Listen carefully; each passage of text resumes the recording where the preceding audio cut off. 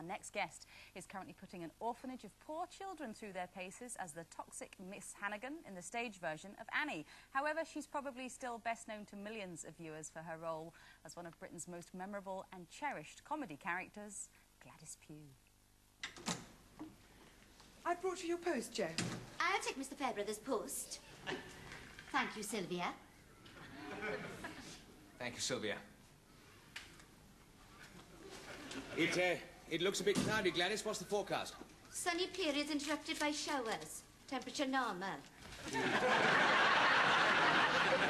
Well, that just about covers everything. Let's hope the sunny period bits comes during the Holiday Princess competition. Well, we could have it in the ballroom, but it's never so nice. That's a great plus about taking a holiday in a place like this. If the weather turns against you, you can have just as much fun indoors. Yes, that is a great advantage, isn't it? Please welcome Ruth Maddock.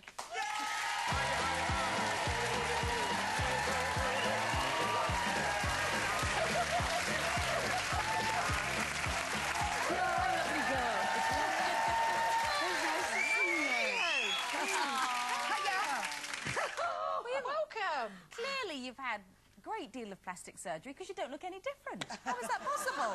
Now listen, lovelies, I must tell you, all of you here, the lighting is fantastic. I was watching on the monitors. You all look 10 years younger. It's absolutely Thank you. It really is. It's absolutely marvellous. So I'm delighted to be here. Oh, so I nice think we're 75. No, not at all. But no, the lighting is fabulous. I think it's just in the genes, isn't it? Do you think so? It's Just been in lucky. the genes, isn't it? Welsh. Yes, it is. It's the counter. It's so good to see you. Yes, it's lovely to see you. Heidi High really was. I mean, you had been an actress for a long time before that sort of came to the screens. Were you in your late 30s when that sort of happened for you? Yes, I was, yeah. Yeah, amazing. I had to dye the hair and put on support tights by the end of it. I was nearly 50. So, you know, it was a bit of a, toughie for me because we only moved a year in the whole of the 8 years that we did it. Oh, really? You were only allowed to age a year? That's right. So that was it. Well so it was awfully difficult. It really was. But when you actually got the script, did you realise it was going to be so massive? Because it really was at the time, wasn't it? It was so huge. Yes, well, you see, they'd So already funny. had two very good successes. Dad's Army, Ain't Half Hot. Yes. So this was going to be their hat trick. Right. You see, Heidi High. This is Jimmy Perry and David Croft now. So there was a sort of frissons about it. You sort of knew that it would at least last for one series, if not go to a second. If it, they didn't nurse it. Yes. What was so marvellous and what is missing, I think, now in comedy on television is the characters. Yes. You came to love it was funny because of the characters. You got to know the characters, and that's why the humour was there. Well, that's it, because that's the writing, isn't it? The writing makes you love the character. You get involved with it. And I think it will come back, though, you see. Well, I'm waiting. Because everything goes full circle, So it will come back, and it'll come back in our lifetime, don't worry. Was it the writing that sort of created Gladys, or were you allowed to put an awful lot of your own mark into her? And did you base her on anybody? Because she was a bit of a sex pot, wasn't she? A simmering sex pot. Yes, well, I'd grown up with all these women in the 50s. Because remember, it was only 1959. And then he moved to 1960. And that was it. So I'd grown up with all these women in their sort of waspy, two pieces and everything in Wales. So I actually based it on quite a lot of those women that I knew that wanted to get out of Wales, because everybody wanted to get out of their situations after the war. They didn't want to remain where they were. So she was one of them, and she was a stenographer. Do you mind that everybody kind of still knows you for that? No. It was quite a long time ago, wasn't it? You Yeah, don't I don't mind, Carol. Because it's still on, isn't it? Isn't it on? Yeah, it's on, I think, UK Gold or yeah, somewhere. Yeah. But you're doing Annie now. I know. This is wonderful. I mean, that's completely different character. Well, straight after Heidi High, I decided I didn't want to go and do any more television for a while. So I went straight into the West End playing American.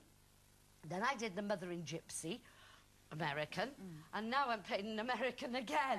And I go from playing sort of Hannigans, and I always play Jewish Americans as well, like Fiddler on the Roof. I did Fiddler on the Roof and played a Jewish lady in that. I don't know why.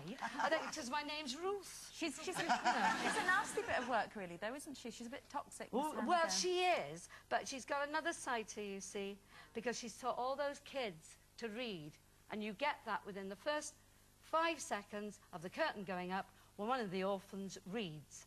Annie reads to one of the orphans. So you found something to like I found something to like in her. Yeah. And apart from that, she's an old inebriate, bless her. Play that part. Easy. Yeah.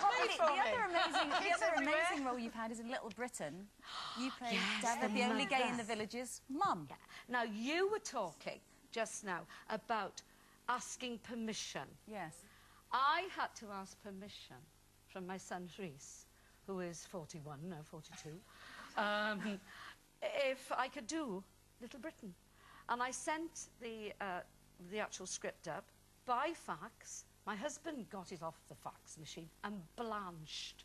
Did he? Thought, she can't say this, you know. I mean, she's choice words. Oh, there were some very choice, the really choice words in it.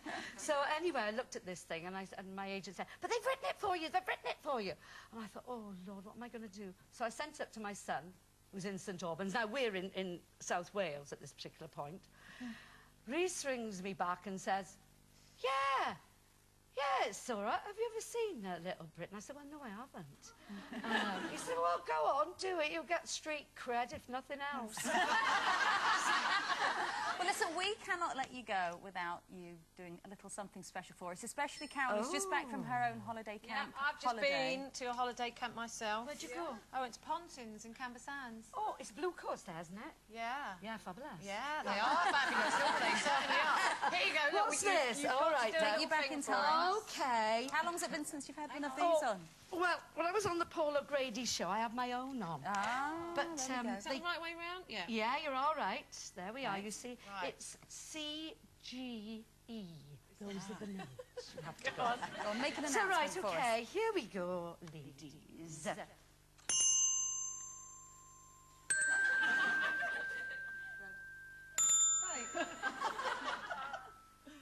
Hello, campers. This is Gladys Pugh welcoming all loose women to Marklands. Tonight, in the Hawaiian Ballroom, you can enjoy the dulcet tones of the Wakefield Wanderer herself, Miss Jane MacDonald. Oh, and a special announcement for all males in the age group of 16 to 26. Please, be on the alert for a loud and boisterous woman who answers to the name of Carel.